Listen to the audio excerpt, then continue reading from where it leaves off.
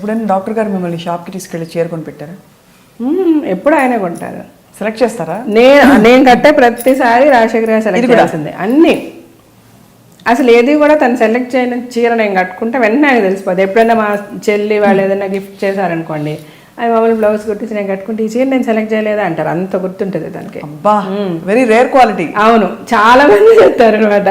నేను నా ఫ్రెండ్స్ చాలా మంది నీ చీర చాలా బాగుంది, ఎలాగ ఎక్కడ వెళ్ళి కొనుక్కున్నావు, ఎవరు సెలెక్ట్ చేస్తారంటే మా ఆయన్ని తీసుకెళ్ళండి అని చెప్తాను నేను. సెలెక్షన్ మరి తనే చేస్తారు. అంటే అదే ఇప్పుడు నార్మల్గా ఎప్పుడంటే మనం చీరలు కొనుక్కోవడం ఎట్లా ఉంటుంది, ఎప్పుడైనా వెళ్ళి 1-2 డబ్బులు ఉన్నప్పుడు వెళ్తాం, కొంటాం, చూస్తాం, అట్లా కదా. నాకు అట్లా ఉండదు.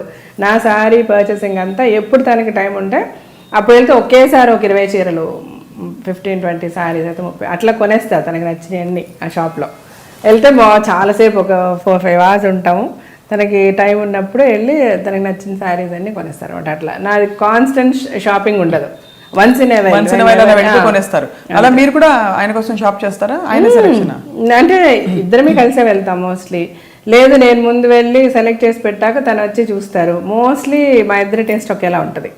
శారీస్ అవనివ్వండి తన. ఎలా డిస్క్రైబ్ చేస్తారు మీ ఇద్దరి బంధాన్ని? బికాస్ ఇట్స్ మామూలు భార్యాభర్తల మధ్య ఉండే బంధం కంటే చాలా డీప్. అవునండి, నాకు నిజంగా I have no word to describe. చాలా మంది అడుగుతారు నన్ను, ఒక్కసారైనా హ్యావ్ యు ఫాట్ అంటే మెనీ టైమ్స్ ఈ fights with me, I never fight. అదే చెప్తా కదా, when both hands join only fight.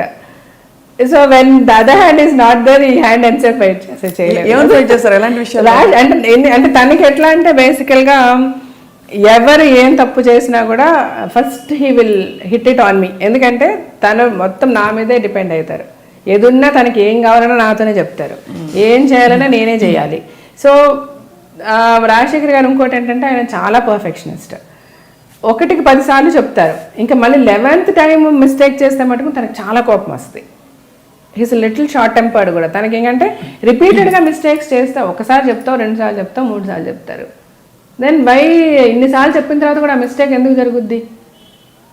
ఆయన పాడేం చేయలేరు, దానికి చాలా కోపం వస్తుంది. బట్ నేనేంటంటే మిస్టేక్ ఎంత మీరు చెప్పినా నేను క్వైట్ ఆపోజిట్గా బిలీవ్ చేస్తా. మీరు ఎంత చెప్పండి, ఎన్నిసార్లు మీరు కరెక్ట్ చేయండి, 4 సార్లు కరెక్ట్గా చేస్తారు, 5వసారి ఏదో మిస్టేక్ చేస్తారు. పని వాళ్ళు అవనివ్వండి, ఎవరెవనివ్వండి. That's like human tendency. అది that is what is the fact. ఆ ఫ్యాక్ట్ మనం యాక్సెప్ట్ చేస్తే మనం పీస్ఫుల్గా ఉండొచ్చు. పని వాళ్ళు పని అవనివ్వండి, ఏదో అవనివ్వండి. బయట ఎంత అమేజింగ్ క్వాలిటీస్ అండి మీరు చెప్తున్నవి. One is being a strong women. Strong అని మనం ఒకే ప్రకటనలో బీ స్ట్రాంగ్ అని మనం కొటేషన్స్ చూస్తాం ఫేస్బుక్ లో. You are actually living example. ఒకటి మీ ఫ్రెండ్స్ ని మా ఆయన్ని షాపింగ్ తీసుకెళ్ళండి అని వదిలేస్తారు. మీ ఆయన ఐ మీన్ ఏదైనా వచ్చి మీకు చెప్పుకునే అంత చొరవ, అంత ఫ్రీడమ్ ఆయనకి ఇచ్చారంటే మీరు స్టేబుల్ గా ఉన్నారు. విత్ మై చిల్డ్రన్, నాకు 2 కూతుర్లు, వాళ్ళతో కూడా అదే చెప్తా.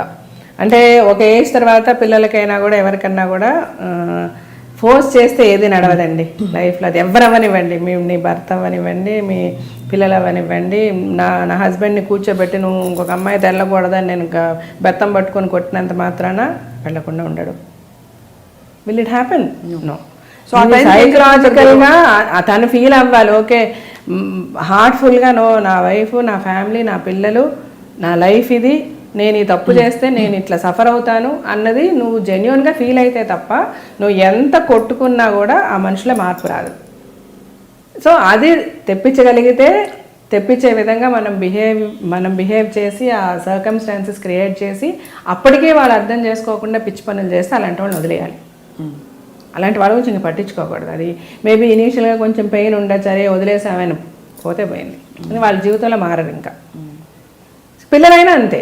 ఒక లెవెల్ తర్వాత వాళ్ళకి మీరు ఇది చెయ్యండి, ఈ బట్టలు వేసుకో, లేకపోతే ఈ చదువు, లేకపోతే నువ్వు ఇలా వాళ్ళతో మాట్లాడక, నీ బిహేవియర్ ఇలా ఉండాలి అని మీరు ఎంత బలవంత పెట్టే కొద్దీ వాళ్ళకి మనకి మధ్య గ్యాప్ పెరిగిపోతుంది.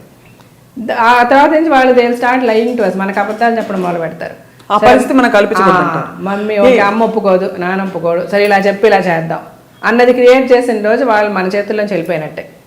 అదే వాళ్ళకి ఎలాంటి విషయమైనా పర్లేదు, నువ్వు నాతో చెప్పు అన్నట్టు క్రియేట్ చేయాలి. నువ్వు తప్పు చేసిన ఈ ఇష్యూలో నీకు తప్పైందిరా బంగారం, ఇట్లా చెయ్యొద్దురా, నువ్వు దీనివల్ల నువ్వు ఇట్లా సఫర్ అవుతున్నావు, ఇట్లా ప్రాబ్లం వచ్చింది నీకు, నెక్స్ట్ టైం దీని నుంచి ఎలాగ అవాయిడ్ అవ్వాలో చెప్పు, చూడు, ఆలోచించు, ఏదైనా ఉండి నన్ను అడుగు అంటే మన దగ్గరికి వస్తారు. So the first problem they get, we should be the first people whom they approach. అంటే మన చైల్డ్కి ఒక ప్రాబ్లం వస్తే ఎవరిని వెళ్ళి కలవాలంటే ఫస్ట్ మమ్మీ డాడీని వెళ్ళి కలవగలగాలి.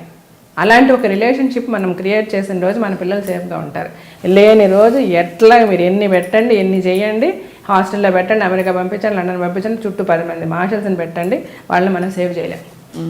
ఈ విజ్ఞత అంతా మీరు ఎలా సంపాదించారు? అంటే ఇన్వర్డ్ గైడెన్సా మీకు? నేను అదే ఇలా ఉండాలి, ఇలా తీరుగా ఉండాలని ప్రాక్టికల్ ఎక్స్పీరియన్సే నాకు.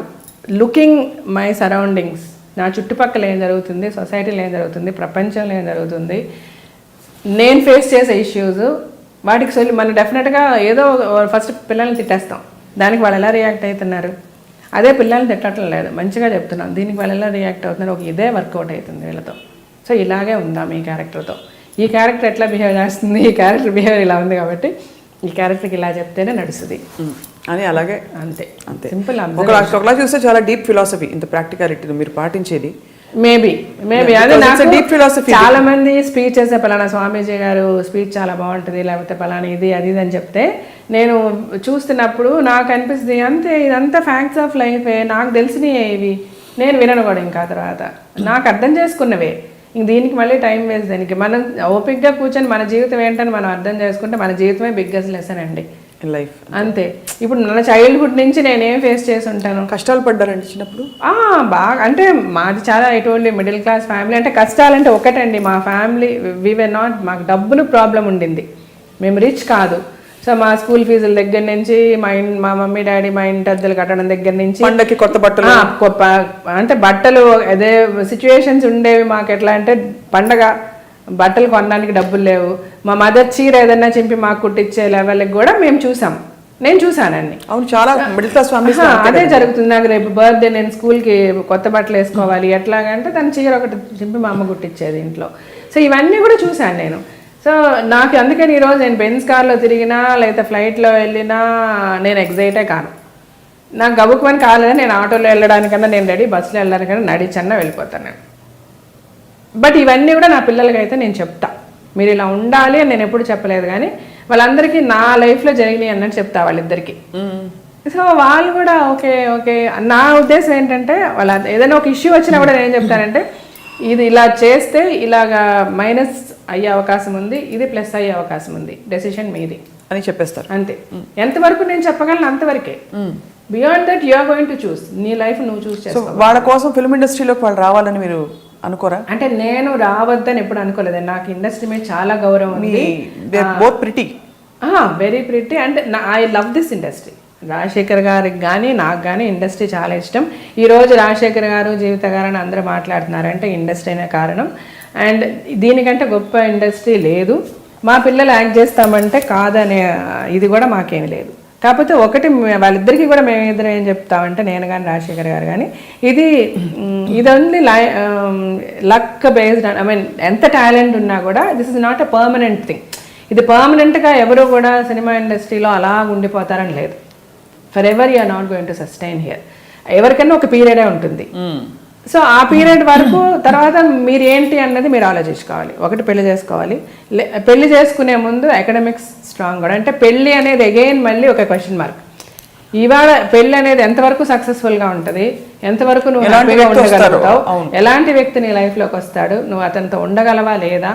అలా లేదు అన్నప్పుడు నీకు ఎప్పుడు కూడా you should be strong enough. నువ్వు బయటకు వస్తే I can live my life. రేపు నేను ఉన్నా లేకపోయినా నీ పేరెంట్స్ అంటే we are not permanent. One time you are going to lose us. అప్పుడు మీరు ఇద్దరే ఉంటారు, మీకు మీరే సపోర్ట్ యువర్సెల్ఫ్ ఆ టైంలో. ఎగ్జాక్ట్లీ. సో దానికి ఏం కావాలి, అకాడమిక్స్ స్ట్రాంగ్ ఉండాలి. చదువుకోండి. Some place where you can go make a living.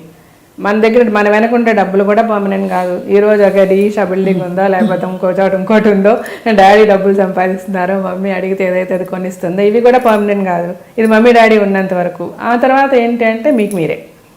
So అది ఎప్పుడు కూడా స్ట్రాంగ్ ఉండాలి. కాబట్టి అకాడమిక్స్ స్ట్రాంగ్ చేసుకోండి. మీరు యాక్టింగ్ చేయాలంటే చేయండి, నో ప్రాబ్లం అని చెప్పాం. సో ఇద్దరు బాగా చదువుతారు. బట్ ఇంక్లినేషన్ చూపించట్లేదా? ఇప్పుడు చూపిస్తారు. ఇద్దరికి చాలా ఇంట్రెస్ట్ యాక్టింగ్, దే లవ్. ఇద్దరికి మేబీ శివాని వెరీ షార్ట్లీ వస్తుందేమో, చాలా మంది అడుగుతున్నారు. ప్రొడ్యూసర్ అంటే అలాగే ఎప్పుడు రాంగ్ అయిపోద్దేమో. మన పిల్ల మనం ఇంట్రడక్షన్ అంటే మనం రకరకాల అంత ఓపెన్గా కరెక్ట్గా దాని టాలెంట్ని తీసుకురాలేమేమో, అది కూడా అంత ఓపెన్గా ఉండలేదేమో. సో అందుకని బయట సినిమానే చేస్తుంది. చాలామంది అడుగుతున్నారు. సో సబ్జెక్ట్స్ వింటున్నాము, మంచి స్క్రిప్ట్ వస్తే షీ విల్ డూ. అంటే తను మెడిసిన్ ఫస్ట్ ఇయర్ అయ్యేంత వరకు డిస్టర్బ్ చేయొద్దు అనుకున్నాము. ఇప్పుడు మెడిసిన్ సెకండ్ ఇయర్కి వచ్చేసింది. డాడీ ఫుడ్ స్టెప్స్ లో డాడీ హోమియో డాక్టర్ కదా daddy? No is an MBBS doctor. MBBS doctor but specialized in alternative medicine. Almost 19 years చదువుతున్నారు ఆయన alternative medicine. Now he is he అంటే an alternative medicine degree college లండన్లో ఉంది. దాంట్లో correspondence లాగా exam కూడా ప్రిపేర్ అవుతున్నారు. ఒకసారి నాకు ముందు వేశారు డాక్టర్ గారు ఫ్లవర్ మెడిసిన్ అని. అవును అవును. He believes a lot in the Bach flower therapy and Bach flower therapy. అదే వేశారు. అదే వేసి ఒక 45 seconds 1 minute పెట్టుకుని you see in few minutes how your face will change అన్న. కంప్లీట్ గా స్లగిష్నెస్ పోతుంది చూడండి. అది ఒక ఇంటర్వ్యూకి వచ్చినప్పుడు చేశారన్నమాట. సో ఇప్పుడు ప్రాక్టీస్ చేస్తారా మీ అందరికీ? అసలు మా ఇంట్లో మేము ఎవరిమే కూడా అలోపతి తీసుకోం. We take only alternative. Allopathy అనేది only like emergencies we use. Chronic అంతా హీ గివ్స్ ఓన్లీ ఆల్టర్నేటివ్. పిల్లలైతే అసలు hardly remember them taking any medication అట్లా. సో దట్స్ అండ్ ఈ రోజుకి ఫుల్గా చదువుతారు. ఆయన మెడిసిన్ చదువుతూనే ఉంటారు. అండ్ అదే I told you no is going for this degree అని ఆల్టర్నేటివ్ మెడిసిన్లో is going to write his exams. He wants to get a degree and you know అఫీషియల్గా ప్రాక్టీస్ కూడా చేయడానికి హెల్ప్ఫుల్గా ఉంటుందని. Apart from films of course, apart from films his passion is medicine. నమస్తే అండి. I డ్రీమ్లో మీరందరూ చూస్తున్నది హార్ట్ టు హార్ట్.